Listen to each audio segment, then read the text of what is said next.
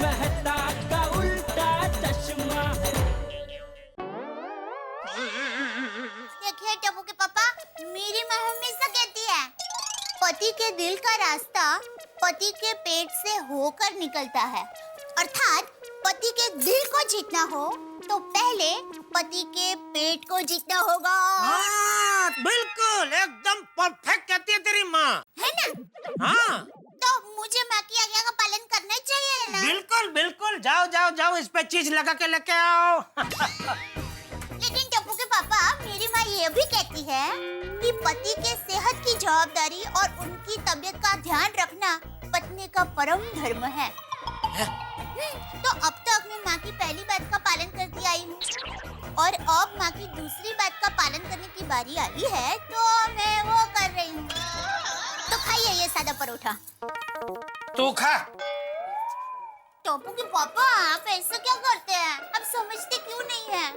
एक तो आप सुबह उठकर कसरत नहीं करते हैं और पूरा दिन तेल घी बटर वाला खा करते हैं। तो आपकी सेहत का ख्याल मैं नहीं रखूंगी तो और कौन रखेगा? मेहरबानी करके बापूजी की तरह तू भी अभी कसरत की रामायण चालू मत कर। और एक मिनट, बापूजी के सामने क्या होशियारी मार रही थी? क्या? देखो तो भोली क्या?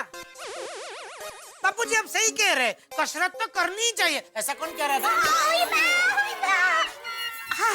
वो टप्पू के पापा, क्या है कि ठंडी के मौसम में कसरत करके पसीना बहाना सेहत के लिए बहुत अच्छा होता है। अरे भाई, ठंडी सिर्फ 2 महीना आती है और कुछ कुछ चीजें ठंडी में ही खाने का मजा है, जैसे ऊंधियो, फिर वो कचरियो, अड़दिया पाक, गुंदर पाक। तो 2 महीने के ये सब एकदम जम के खाने का, मजा करने का। फिर क्या, गर्मी के मौसम में तो वैसे भी पसीना होता है तो सारी चर्बी पिघल ही जाती है। तो कसरत करके समय का व्यय क्यों करें हम लोग?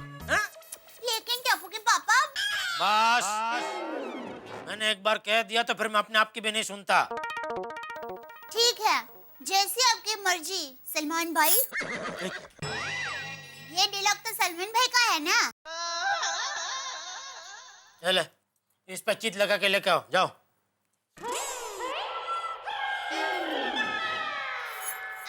अरे सीधी जाना, भटका इस पाछड़।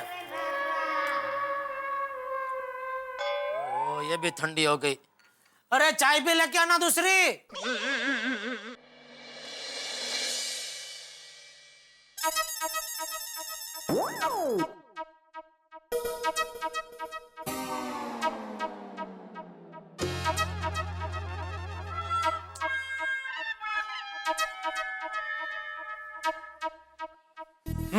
हेल्थ इज वेल्थ, अर्थात सेहत ही संपत्ति है। तंदुरुस्त और निरोगी रहने का नियम बनाओ। उठो, जागो, दौड़ो, सेहत बनाओ। चल चल अबे। कहते ये क्या सुविचार लिखा है बिड़े? अरे वाह, चश्मा लग गया। अभी पढ़ के सुनाता हूँ। अरे चश्मिश, कोई चश्मा नहीं लगा। शुभ शुभ बोल भाई, सब पढ़ाई देता है। मैं ये बोल रहा हूँ, सुबह सुबह को ऐसा सुविचार लिखता है। ये सुविचार पढ़ के तो ऐसा लग रहा है कि तू अभी अभी बापूजी से मिल के आया है। किसके बापूजी से? अरे मेरे बापूजी से। चाचा जी को काम है मुझसे, अभी मिल लेता हूँ। अरे भाई छोड़, तू नहीं समझेगा। अरे ऐसे कैसे नहीं समझूंगा जेठालाल? एक शिक्षक नहीं समझेगा जेठालाल? मैं एक शिक्षक हूँ जेठालाल, और एक शिक्षक होने के नाते समझना और समझाना मेरा धर्म है। मुझे समझाओ जेठालाल। जब तक तुम मुझे नहीं समझाओगे तो मैं कैसे समझूंगा कि मुझे क्या समझना है? और वैसे भी एक शिक्षक मरते दम तक समझना और समझाना छोड़ता नहीं है। मेरी गलती हो गई कि मैंने बोला जाना दे, तू नहीं समझेगा। दरअसल तू सब समझता है, तू बहुत होशियार है, सब समझता है। नहीं नहीं जेठालाल, मैं सच्ची में नहीं समझा कि तुम मुझे क्या समझाना चाहते हो। प्लीज समझाओ ना। क्या है, एक शिक्षक होने के नाते नई नई चीजों को सीखना समझना अच्छा लगता है। अरे तभी तो मेरा ज्ञान बढ़ेगा, तभी मैं अपने विद्यार्थियों को समझा पाऊंगा। समझेगा इंडिया तभी तो बढ़ेगा इंडिया। भाई अभी मुझे आगे बढ़ने दे। क्या है, बढ़ते हुए इंडिया में मेरी एक छोटी सी दुकान है, मेरा वहां पहुंचना बहुत जरूरी है। चलो साथ चलते हैं। अरे भाई मुझे नहीं समझाना है तुझे कुछ, तू तो जोड़ानी जब वड़गित पेड़ो छे। अतः का ये भी नहीं समझा मैं। अरे चुकी झाली माझी भाव, मला माफ करा। मला माफ करा प्लीज, चुकी झाली. जेठालाल क्या कर रहे हो ये तुम गलत समझ रहे हो. साथ में चलते इसका मतलब ये नहीं कि दुकान जाने तक तुम मुझे रास्ते में समझाओ कि मैं क्या नहीं समझा. साथ चलते मतलब मैं बैंक जा रहा हूँ तो साथ में चलते हैं ऐसे. अच्छा ऐसा. हाँ चल चल चल चल. एक मिनट मैं ऑफिस बंद करके आया. हाँ कर ले कर ले.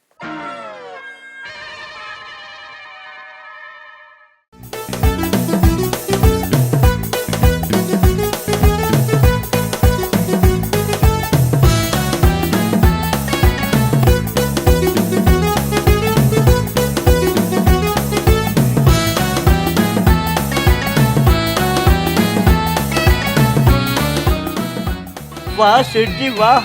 नट्टू काका ये क्या तरीका है? Welcome, Seth ji. Welcome to Gada Electronics. Gada Electronics. Download and play now. Available on Play Store and App Store.